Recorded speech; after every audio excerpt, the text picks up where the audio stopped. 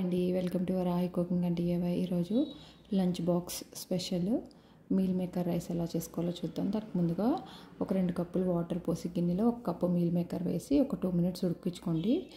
Medium ఫ్లేమ్లో పెట్టి అవి ఉడికిన తర్వాత వేడి నీళ్ళు తీసేసి చన్నీళ్ళు యాడ్ చేసి ఇలా చేత్తో గట్టిగా పిండుకొని ఒక మిక్సీ జార్లోకి ట్రాన్స్ఫర్ చేసుకోవాలి. చేసుకుని ఇలా కచ్చాపిచ్చగా గ్రైండ్ చేసుకోవాలి.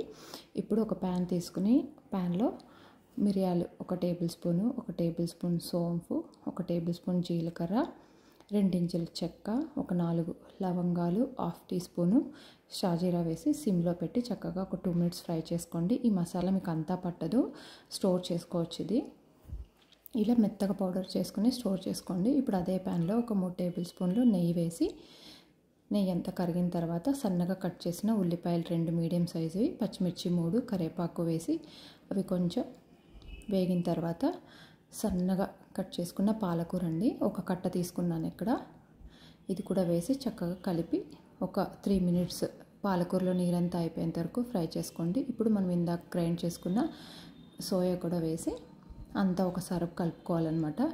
కలుపుకుని ఒక 5 మినిట్స్ ఫ్రై చేసుకోండి సిమ్లో పెట్టి. ఇప్పుడు మనం ఇందాక రెడీ చేసుకున్న మసాలా, మీరు తినే కారాన్ని బట్టి మసాలా, ఉప్పు వేసి అంతా ఒకసారి కలిపి మనం ముందుగానే కుక్ చేసుకున్న అన్నం 2 కప్పులు వేసి అంతా కలుపుకోవాలన్నమాట. కలుపుని ఒక 2 మినిట్స్ వేడైన తర్వాత పొయ్యి ఆఫ్ చేసేసి కొత్తిమీరతో గార్నిష్ చేసుకోవడమేనండి.